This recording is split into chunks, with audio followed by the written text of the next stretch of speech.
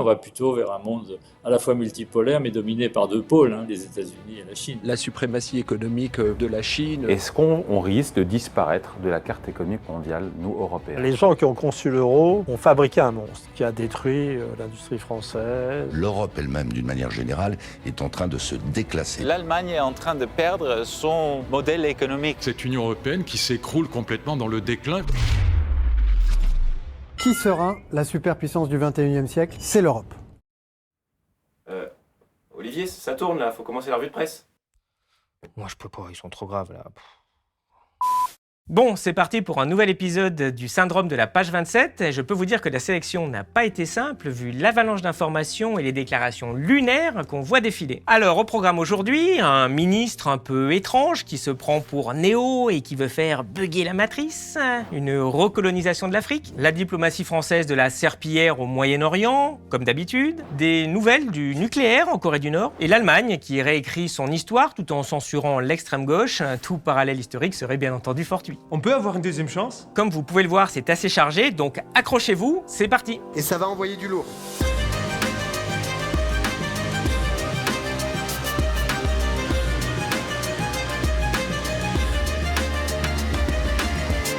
Qu'est-ce que vous faites dans vos nouveaux médias qu'on ne fait pas nous, que vous ne pourriez pas faire sur ce plateau télévisé ?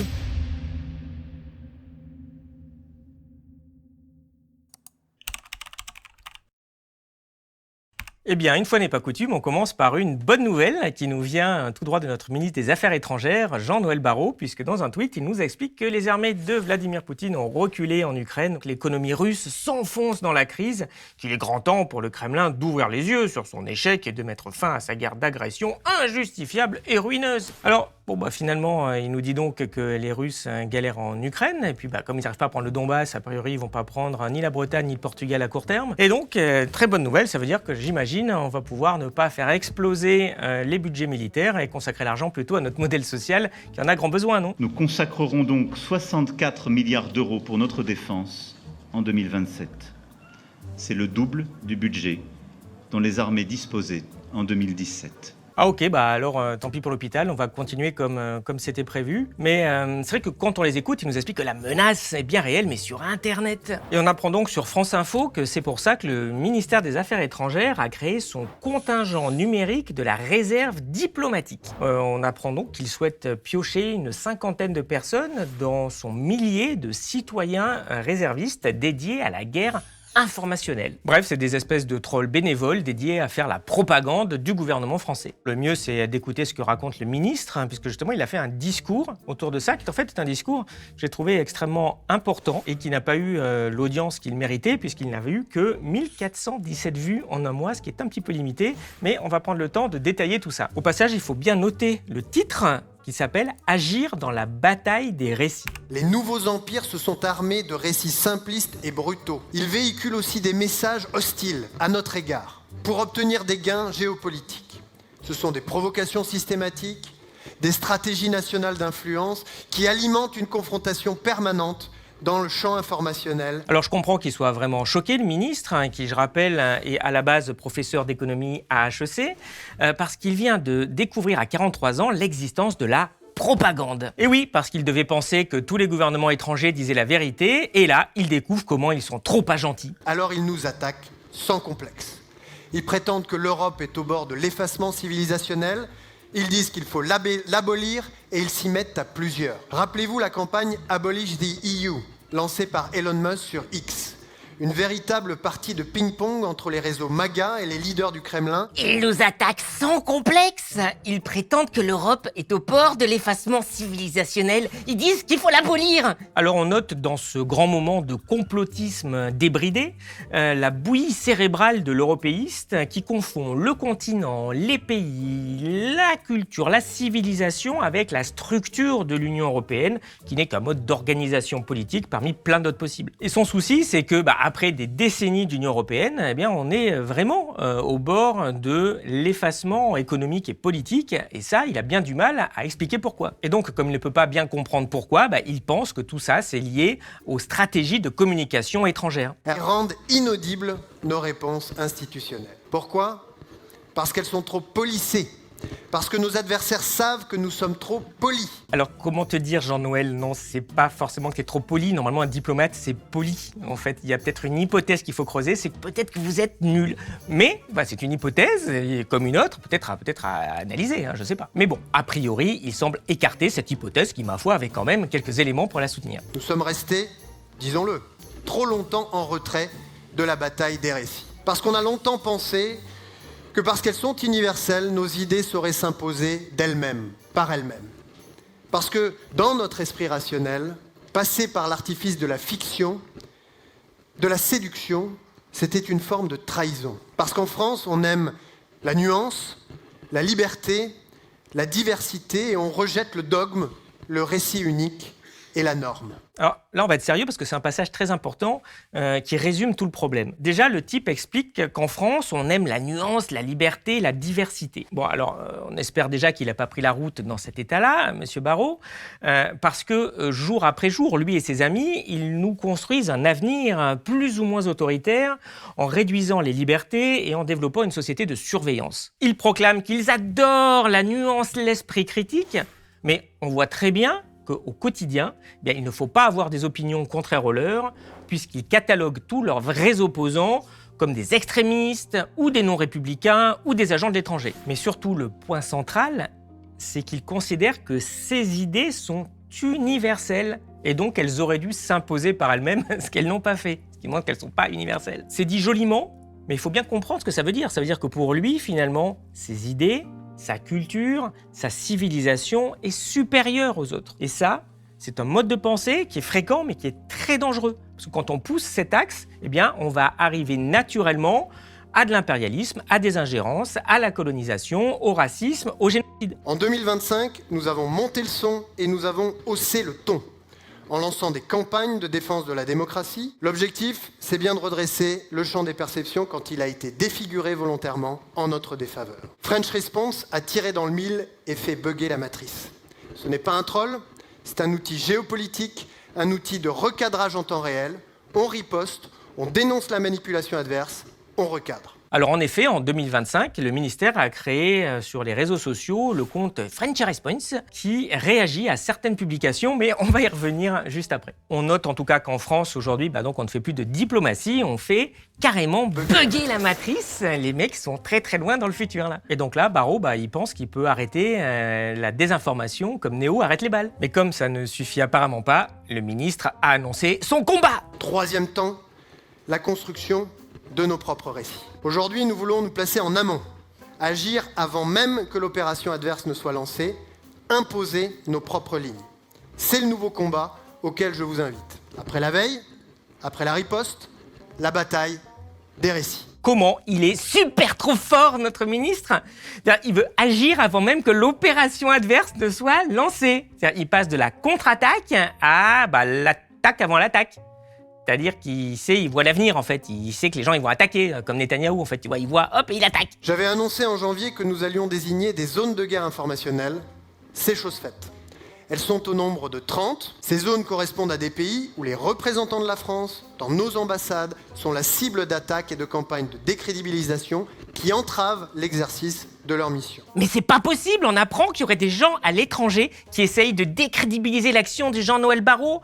Mais comment c'est possible avec cet immense ministre qui fait rayonner la France? C'est pourquoi j'ai décidé de constituer aujourd'hui le premier contingent de la réserve diplomatique. Un contingent numérique dédié à la guerre informationnelle. Bon, alors, je ne sais pas si on comprend bien ce qu'il est en train de raconter, parce qu'on a un réseau diplomatique aujourd'hui qui est fait pour faire de la diplomatie, en gros, c'est-à-dire de faire en sorte qu'on ait des bonnes relations avec les autres pays. Et là, les types décident de les transformer en propagandistes publics, à l'évidence pour aller contredire les pays étrangers, ce qui commence diablement à se transformer en, comment ça s'appelle, une ingérence étrangère de la France. Et ça va causer d'autant plus de problèmes puisqu'ils veulent agir les premiers avant que les autres réagissent. C'est une vraie attaque donc. Mais bon, on avait compris que ce ministre est quand même surtout étranger à la diplomatie vu qu'il n'y connaît rien, comme on le voit très bien. Le président de la République l'a dit, pour être libre, il faut être craint, et pour être craint, il faut être puissant. Bon, Jean-Noël, ça, c'était peut-être vrai au Moyen-Âge, quand il y avait Gengis Khan. Bon, ok. mais là maintenant c'est plus tout à fait le cas, ça marche plus comme ça. Ça, c'est une vision masculiniste désuète. Ce qu'il faut comprendre aujourd'hui, ce qui est important, ce n'est pas d'être craint, c'est d'être respecté. Et un bon moyen d'être respecté, Jean-Noël, c'est par exemple de mener une politique étrangère respectable. Personne ne craint la Suisse, Singapour, Oman, Chypre, Djibouti, mais ce sont des pays respectés. Bonjour les amis, c'est l'heure de notre tuto. Alors aujourd'hui, petit tuto spécial ministre des Affaires étrangères, comment je me fais respecter plutôt que d'embaucher des trolls qui nous ridiculisent. Monsieur Barrot pourrait, par exemple, rompre les relations diplomatiques avec Israël, ne plus défendre les Émirats Arabes Unis qui ont agressé l'Iran, condamner fermement l'enlèvement du président Maduro, condamner l'assassinat des dirigeants iraniens, ne plus soutenir des régimes africains dictatoriaux, ne plus soutenir la moitié des combattants islamistes de la planète. Tout ça serait probablement plus efficace pour la diplomatie française que ces vaines tentatives d'être craint. D'autant que là, en regardant toute la vidéo, la seule chose qui fait peur, c'est plus sa démarche et son regard qui rappellent quand même drôlement ceux de Pierre Palmade dans ses plus mauvais soirs.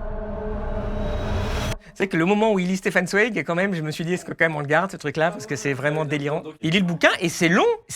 Le vrai danger pour l'Europe me semble se situer sur le plan de l'esprit.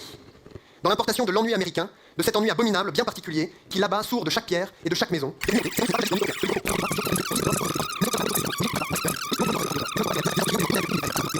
No! God, please, no! No! No! Alors, comme il s'agit de l'image officielle de la France, on s'est dit qu'on allait revenir un peu, fin des chiches, sur French Response, qu'on allait un peu insister pour qu'on comprenne bien que c'est quand même français tout ça, et c'est pas étranger. On se met au niveau, le ministre, il nous a dit que maintenant on va utiliser la plaisanterie, l'ironie et la taquinerie pour lutter contre la désinformation. Alors on s'y met un peu aussi, nous, Jean-Noël. Voilà donc, en 2026, on en est rendu, la diplomatie française, ça devient un peu votre tonton gênant qui fait des blagues pas drôles dans les repas de famille. Mais en même temps, il faut ce qu'il faut pour mener la guerre informationnelle. Les autres, ils n'hésitent pas et d'après le ministre, la Chine dépenserait une 50aine de milliards par an pour ça. Bon, alors on ne sait pas trop d'où viennent ces chiffres, mais de toute façon, s'il veut s'aligner là-dessus, ça va être compliqué, vu le niveau du budget et de la dette publique. Enfin, j'imagine que c'est pour ça maintenant qu'il fait appel à des bénévoles, donc. Bon, alors je mentionne rapidement la responsable de French Response, qui est Marie-Doa Besancenot. Alors les gens ont critiqué la personne, et c'est vrai qu'elle a un parcours qui est un cliché de la Young Leader. Elle est fille de notre ancien ambassadeur au Qatar, qui lui a naturellement donné comme prénom celui de la capitale. Elle a rédigé les discours de Fillon, elle a été à l'ambassade de Londres, puis après elle est allée pantoufler dans le cabinet du PDG du groupe Allianz avant de se retrouver directrice de com de l'OTAN, et donc hop, là elle revient maintenant pour s'occuper de French Response. Mais ce qui est beaucoup plus intéressant en fait, c'est d'aller voir ce qu'ils font concrètement chez French Response. Eh bien on voit que c'est un gros mix de correction de fausses nouvelles en effet, mais aussi de trolling et de propagande. Et pour ça on va prendre quelques exemples de leurs publications qu'on va analyser. Et vous allez voir quelque chose d'ailleurs que j'ai constaté personnellement à de multiples reprises. Parfois, on prend un truc assez insignifiant, on creuse et on trouve des trucs assez incroyables. Alors, premier exemple, mais il nécessite un peu de contexte. Alors, je vous rappelle qu'un des grands succès de Macron est de s'être fait virer d'une grande partie de l'Afrique de l'Ouest. Et donc, du coup, il se rabat maintenant sur l'Afrique de l'Est, qui était historiquement anglophone, pour essayer d'avoir de nouveaux partenariats. Et donc, récemment, le 12 mai dernier, s'est tenu un sommet France-Afrique, comme il y en a certaines années.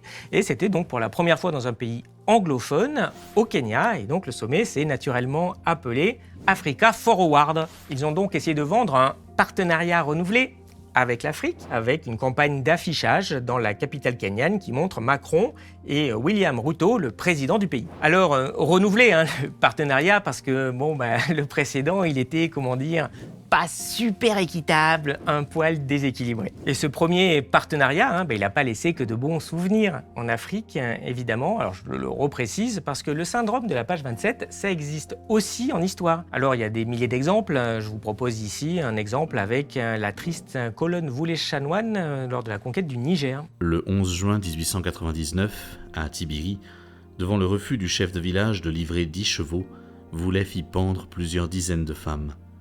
Le 3 juillet, après que les troupes d'avant-garde de la colonne aient marché sur le village résistant de Koran-Kalgo, Chanoine fit tuer 150 femmes et enfants prisonniers.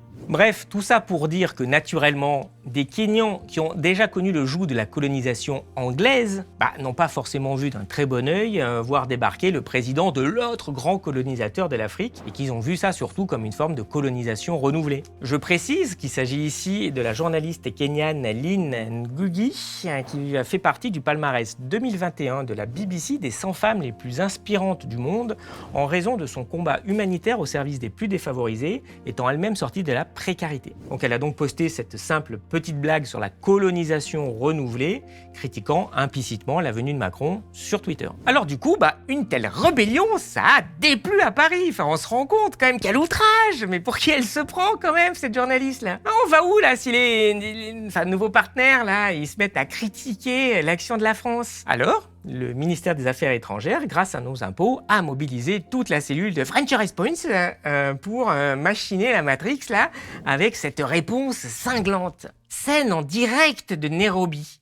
Des dirigeants surpris en pleine lumière du jour, en train de façonner les opportunités de demain et de forger les partenariats de leur propre choix. Plus de 30 dirigeants africains. Un engagement de 27 milliards de dollars. Pour certains, un signe prometteur de confiance à long terme réciproque. Pour d'autres, hélas, de l'amertume. Vous savez s'ils ont embauché OSS 117 à French Response aussi ou pas là? Que savez-vous de l'Afrique?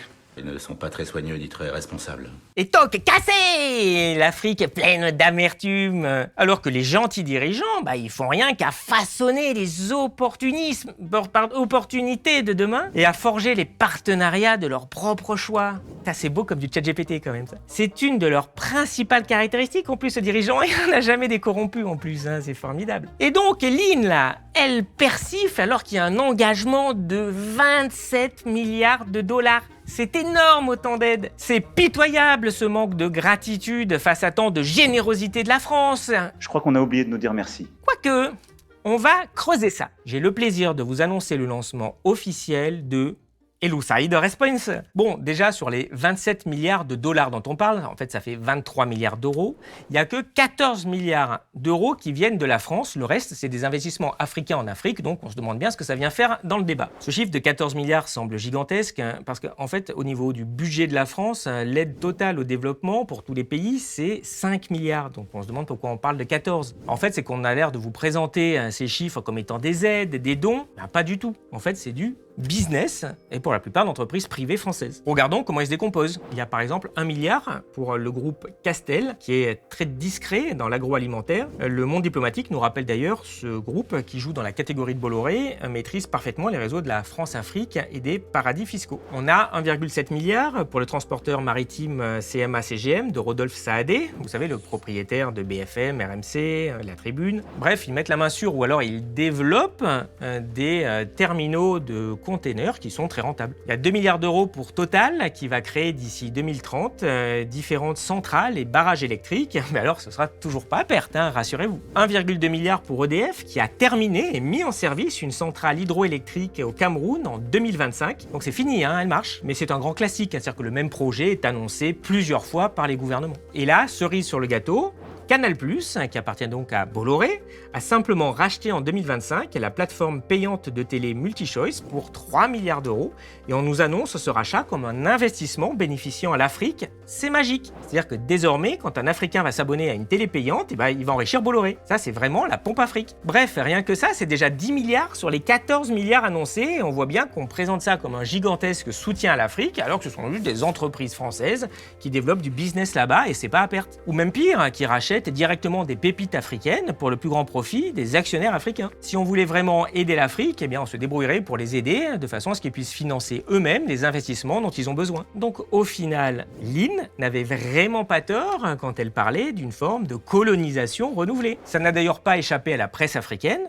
comme on le voit ici avec la une de ce grand magazine sud-africain qui titre sur Macron au Kenya. Allez, deuxième partie de notre mini-investigation French Response. Eh bien, évidemment, le 12 mai, il s'est trouvé des activistes sur place pour protester contre l'impérialisme français. Mais heureusement, French Response s'est mobilisée et elle a de nouveau fait matrixer le bug. Donc tout ce qu'ont réussi à produire les cerveaux de notre ministère, eh bien, c'est cette moquerie des manifestants contre l'impérialisme à cause des symboles de l'URSS qu'ils portaient. Alors, primo, si l'URSS était évidemment impérialiste en Europe de l'Est, ben, ça a été un acteur fort de la décolonisation en Afrique, par ses soutiens du FLN à l'ANC. Sauf erreur, l'université Patrice Lumumba, elle n'est pas à Paris. L'URSS reste donc souvent vue en Afrique comme anti-impérialiste. Secondo, ce n'est même pas le sujet puisqu'il n'y avait aucun symbole de l'URSS. On voit d'ailleurs pas pourquoi il y aurait des symboles de l'URSS en 2026 en Afrique. Mais c'est l'emblème du Parti communiste du Kenya. Il n'y avait qu'à cliquer sur le profil, c'est celui du secrétaire général de ce parti qu'ils ont bâché. Tertio, et c'est là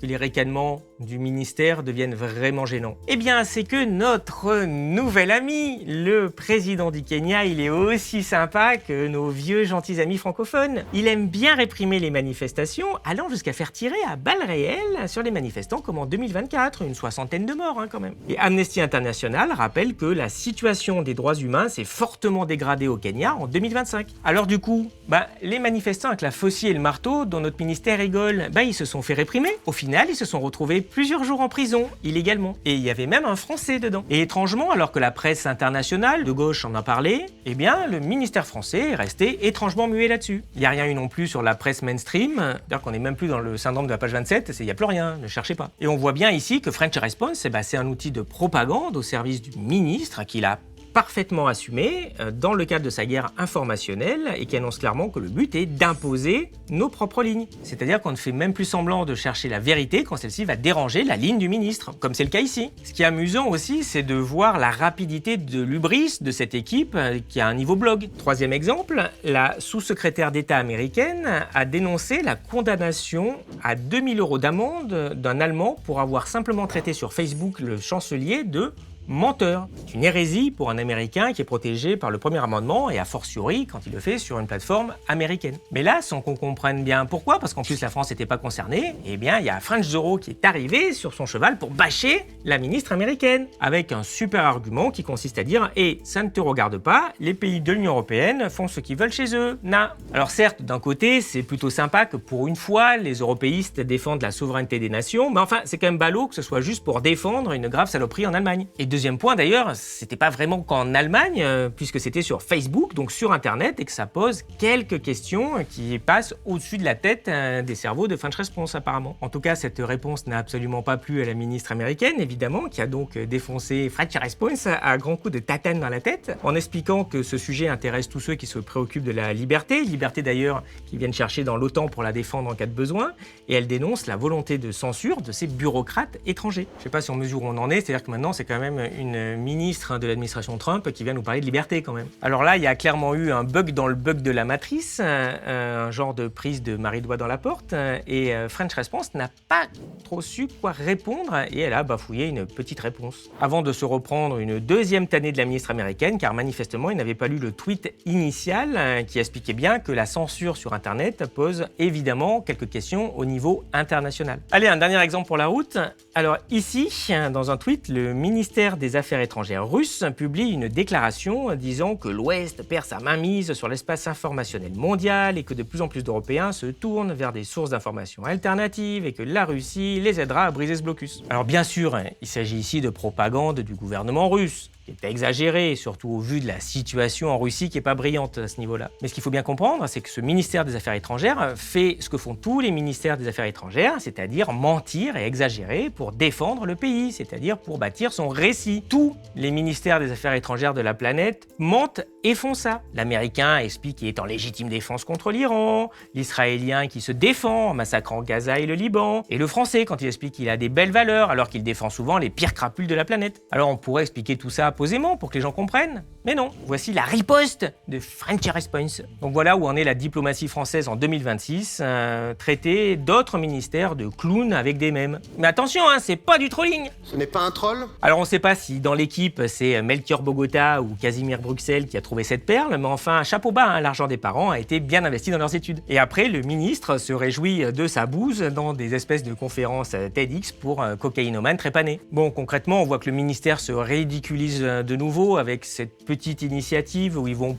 poursuivre quelques tweets dans l'immensité d'Internet. Je signale qu'ils ont fait que 2 tweets par jour, French Response, donc on voit quand même l'efficacité que ça va avoir au niveau planétaire. Tout ça pour soi-disant combattre la guerre informationnelle, alors que bien évidemment elle est perdue d'avance avec un gouvernement qui n'a pas pris par exemple la moindre mesure contre un gouvernement ami, criminel contre l'humanité et génocidaire. Et pourquoi on ne passe pas à l'étape des sanctions plus rapidement à l'encontre d'Israël si c'est parfaitement inacceptable sur le plan du droit international et des principes de la France notamment? Mais ce que nous voulions, c'est qu'à partir du 17 avril, lorsqu'un cessez-le-feu a été et un accord de cessez-le-feu a été trouvé, eh bien que Israël s'engage de bonne foi dans le dialogue historique avec le gouvernement libanais. Il y a quand même des choses intéressantes dans ce que raconte le ministre, en particulier dans son histoire de bataille de récits, parce que c'est vraiment ça. Il y a bien sûr un récit russe, un récit américain, un récit ukrainien, un récit chinois, un récit français, et le ministre français, il a envie qu'on entende son récit. Ça, c'est parfaitement naturel, c'est ce que font tous les gouvernements. Mais simplement ça, c'est la parole des gouvernements, et c'est généralement de la propagande. La question, c'est oui, mais l'information,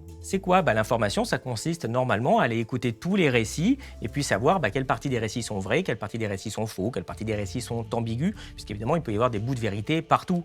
Bien évidemment, la propagande étrangère, elle n'est pas 100% fausse, sinon ça voudrait dire que tout ce que raconte le gouvernement français est 100% vrai, et ça, on s'en serait rendu compte quand même depuis le temps. Normalement, ça se passe comme ça, depuis longtemps, mais ce qui est en train de se passer, c'est extrêmement grave, c'est que les récits occidentaux, ils sont de plus en plus minés, ils sont de plus en plus de mal à prendre, parce qu'il y a de plus en plus de différences entre ce qui est proclamé, les valeurs, tout ça, et la réalité, c'est-à-dire on soutient une bonne partie des criminels de guerre ou des pires islamistes de la planète. Et donc, comme ils sont confrontés à des difficultés à faire entendre leur récit, bien évidemment, la solution, c'est toujours la même, c'est la censure, qui est un grand danger et qui se développe de plus en plus, certes progressivement, mais étape par étape. Et donc, il faut rester extrêmement vigilant et se battre contre ça, parce que si ça se développe, il deviendra extrêmement difficile de s'informer correctement, c'est-à-dire de comprendre le monde et de prendre les bonnes décisions, ce qui va être un très gros problème pour la démocratie. Et ça nous amène tout naturellement au Moyen-Orient.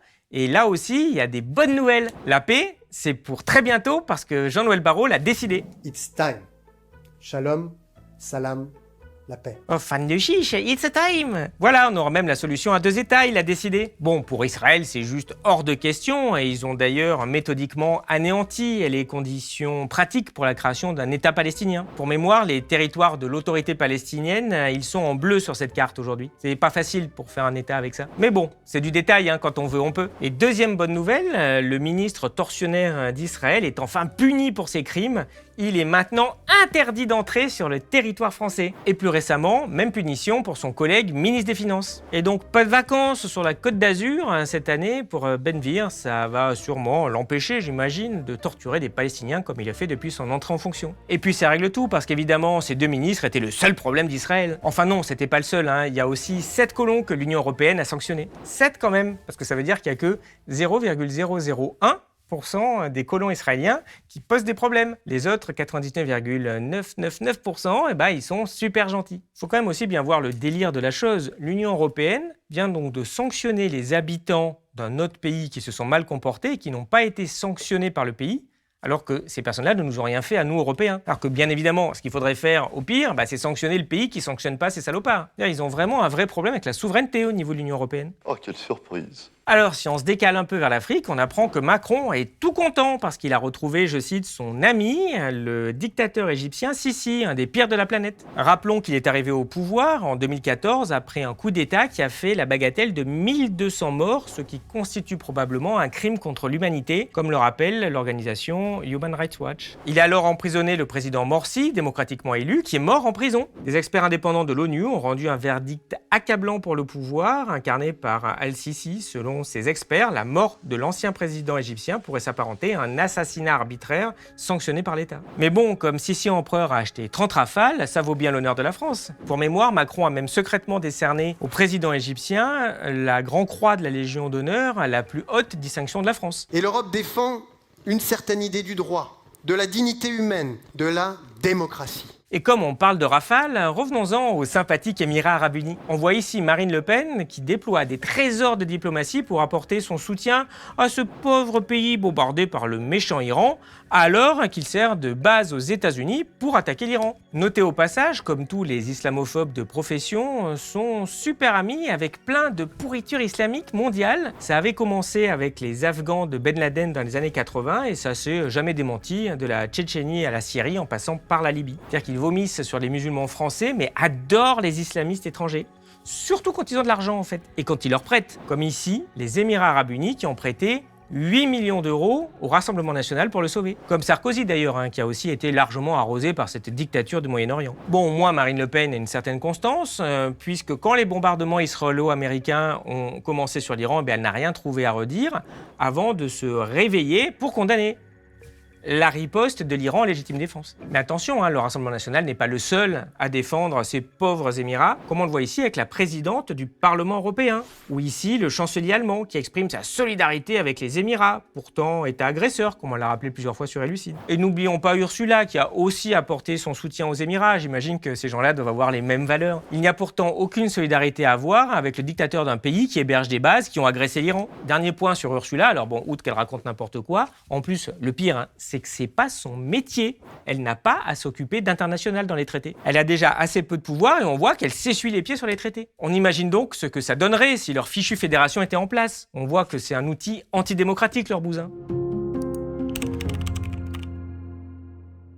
Bon, maintenant, parlons un peu de l'Union européenne. On apprend dans les Échos que Bruxelles a demandé à la France de revoir sa copie sur les EPR d'EDF. La Commission européenne émet des doutes sur certains paramètres du mécanisme d'aide d'État prévu pour financer les futurs réacteurs nucléaires de la France. Moi, quand j'étais jeune, on me parlait du principe de subsidiarité, mais il est mort depuis bien longtemps, hélas. Ça voulait dire que la communauté européenne, à l'époque, ne devait s'occuper d'un sujet que si elle faisait mieux que les États nationaux. Mais là encore, il faut bien réfléchir, dire mais en quoi nos réacteurs nucléaires regardent la Commission européenne. Ils essayent de nouveau d'entraver notre souveraineté énergétique. Ici, on apprend que le Parlement européen a demandé le gel des fonds européens destinés à la Slovaquie. On a donc de nouveau, après la Hongrie, une utilisation assumée de la pression financière pour infléchir la politique d'un pays souverain. Alors là, c'est en brandissant la menace illibérale, classiquement, mais en fait, demain, il pourrait faire exactement la même chose à un gouvernement qui mènerait une politique anti-néolibérale qui ne plairait pas à Bruxelles. Pour aller plus loin, je vous renvoie vers cette chronique très importante qu'on a publiée il y a quelques mois. Je vous renvoie aussi vers ce récent article de Camille Adam sur le plan de Bruxelles qui vise à démanteler toute une partie de notre droit national. Vous avez le lien en description. Mais au moins, on pèse, parce que d'après Barrault, l'Europe sera la superpuissance du 21e siècle. Qui sera la superpuissance du 21e siècle?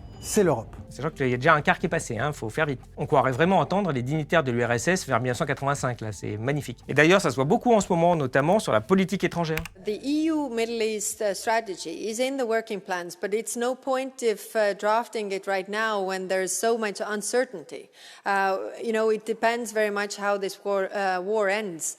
So too complicated, why Poutine, bad, Poutine. Vive Ukraine. Voilà, envoyez l'argent, encore l'argent. On n'a plus pour l'IA, c'est tout pour Zelensky. Oui, parce que agir sur les événements ou même juste anticiper des scénarios, c'est trop demandé apparemment maintenant. Mais en tout cas, ce qui est sûr, c'est que l'Europe reste fidèle à ses valeurs, comme d'habitude. Parce que l'Europe, c'est pas seulement de la géographie, c'est surtout des valeurs et des principes. J'imagine que c'est pour ça que l'Azerbaïdjan est un partenaire privilégié, une grande démocratie avec un dirigeant pas du tout criminel. Bon, c'est vrai qu'Amnesty International chipote un peu comme d'habitude. Alors oui, le gouvernement a cette année encore réprimé toute forme de dissidence, mais c'était 2025, pas 2026. La torture et les autres mauvais traitements restent monnaie courante. Les femmes et les personnes LGBT étaient toujours en but à des actes de discrimination. Mais attention, malgré la détérioration de la situation en matière des droits fondamentaux dans le pays, l'Azerbaïdjan a continué de renforcer ses relations avec les États-Unis et l'Union européenne. Comme quoi, c'est des mensonges, c'est pas possible, sinon, vu nos valeurs, on ne pourrait pas accepter ça. Mais là, c'est dommage. Franz Points, il dit rien du tout. J'imagine que Archibald Oulan-Bator, il regarde probablement les glands de ses mocassins, là. D'ailleurs, en bon projet impérialiste,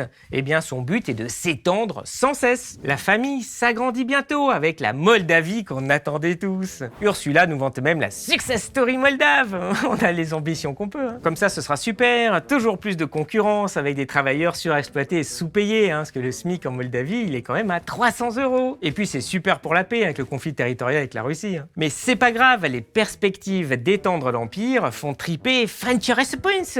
L'Albanie, la Bosnie, la Macédoine, le Kosovo, l'Ukraine, la Géorgie. C'est dommage, ils ont oublié d'ailleurs la fameuse Arménie d'Europe. Ça va bien se passer de vouloir intégrer toutes les anciennes républiques de l'URSS, vous allez voir. Et ce mouvement sera sûrement renforcé par les dernières élections qui ont été remportées par le Premier ministre sortant, où on nous a encore seriné avec l'ingérence russe, ici pour virer le Premier ministre. Bah dis donc, ça n'a pas été super efficace en tout cas. Mais c'est vrai que c'est mal pour un État étranger de vouloir virer un Premier ministre en poste, c'est évident. En revanche, il semble que vouloir soutenir le Premier ministre en poste quand on est étranger, ce soit pas de l'ingérence. Enfin, sauf si le Premier ministre est anti-Union européenne, bien sûr, là, c'est pas pareil. En plus, comme le rappelle l'ancien directeur de Human Rights Watch, le Premier ministre en question sape la démocratie de l'Arménie en s'attaquant à l'opposition politique. Bref, il partage bien les valeurs et les principes de l'Union européenne. Enfin, heureusement, on a la paix et la liberté grâce à l'Union européenne.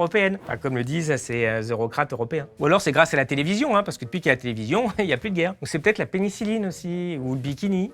Je sais pas. En tout cas, le Japon n'a plus attaqué personne depuis 1945. C'est sûrement aussi grâce à l'Union européenne. Et en ce qui concerne la liberté, on va dire que quand même ça reste à voir. Parce que visiblement, il n'y a pas que Marie Doa qui n'aime pas la faucille et le marteau. Il y a aussi l'Allemagne qui est décidément en grande forme. En effet, en ce 9 mai, qui est la commémoration de la victoire contre le nazisme, notamment par l'Armée rouge, ont été interdits à Berlin non seulement les drapeaux russes, mais aussi ceux de l'URSS. On voit ici qu'ils ont censuré plein d'images ultra célèbres qui symbolisaient la victoire de 1945. On voit ici le Parti communiste allemand se plaindre d'avoir dû censurer certaines images ultra célèbres de la victoire de 1945. Alors bien évidemment, cette censure de symboles soviétiques a scandalisé beaucoup de monde. Et puis c'est pas tout, la police allemande est très imaginative, comme on le voit ici dans son tweet, puisqu'elle a aussi interdit l'affichage des lettres V et Z. Alors du coup, c'est sûr qu'avec un tel L, ça va quand même être difficile de célébrer la victoire de sur l'Allemagne naïe, mais on peut bien faire finalement quelques entorses à la hérité historique au nom des valeurs européennes. En tout cas, cela nous promet un bien bel avenir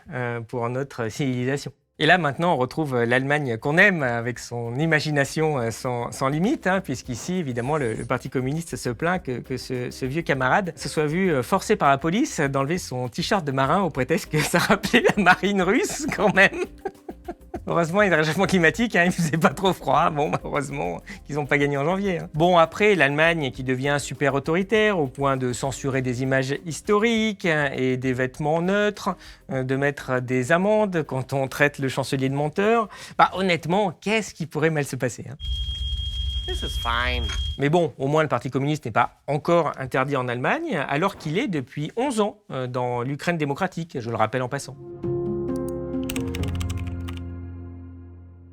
Alors début mars, on en avait parlé avec Carla Costantini dans notre article en dénonçant la barbarie des assassinats ciblés des dirigeants iraniens par perfidie, ce qui est une très ancienne prohibition du droit international en raison des dangers pour la paix future. Un des premiers effets qu'on a vu depuis lors, c'est la destruction de toute confiance entre les parties, qui est pourtant indispensable pour arriver quand même à un accord de paix. Un autre effet bien plus grave est la paranoïa que ça ne va pas manquer de déclencher chez plein de dirigeants étrangers. Et on vient d'en voir l'exemple avec la Corée du Nord qui vient de modifier sa constitution pour déclencher automatiquement une attaque nucléaire en cas d'assassinat du dirigeant. On voit que c'est une forte extension du principe de destruction mutuelle assurée qui était censé prévenir l'utilisation de l'arme nucléaire, mais vraiment ça n'arrivait que si justement on recevait une arme nucléaire. On vient donc de drastiquement diminuer le seuil d'engagement nucléaire. Et là, on voit bien le problème. Parce qu'il va se passer quoi si Kim il se fait assassiner par un local passablement énervé ? Le type il va se faire interroger et cuisiner par la police, à mon avis de façon assez brutale, et je suis pas sûr qu'il se contente de « non, j'ai décidé tout seul, j'y suis pour rien ».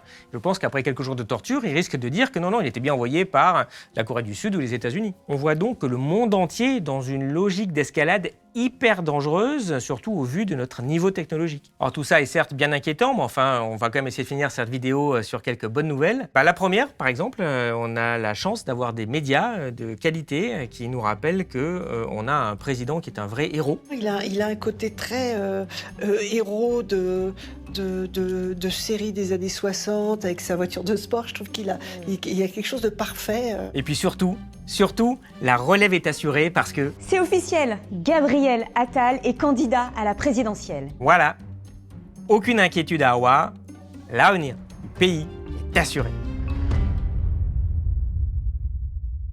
Merci d'être resté jusqu'au bout de cette vidéo et merci pour vos encouragements après les épisodes précédents. Cette fois-ci, on va avoir besoin de vous encore plus que d'habitude parce que je ne sais pas si vous avez vu, mais nos dernières vidéos ont été fortement pénalisées par l'algorithme YouTube. Le seul moyen de nous aider à débloquer cette situation et à nous redonner de la visibilité, parce que vous êtes nombreux à nous dire que vous ne voyez plus passer nos nouvelles vidéos, eh bien c'est de liker, partager, commenter, booster cet épisode. Évidemment, si vous appréciez notre travail, n'oubliez pas de vous abonner à notre site elucide.media. C'est grâce à ça qu'on peut financer ces vidéos en toute indépendance et vous proposer ces contenus. Merci infiniment à tous ceux qui nous aident chaque semaine. Et à samedi prochain.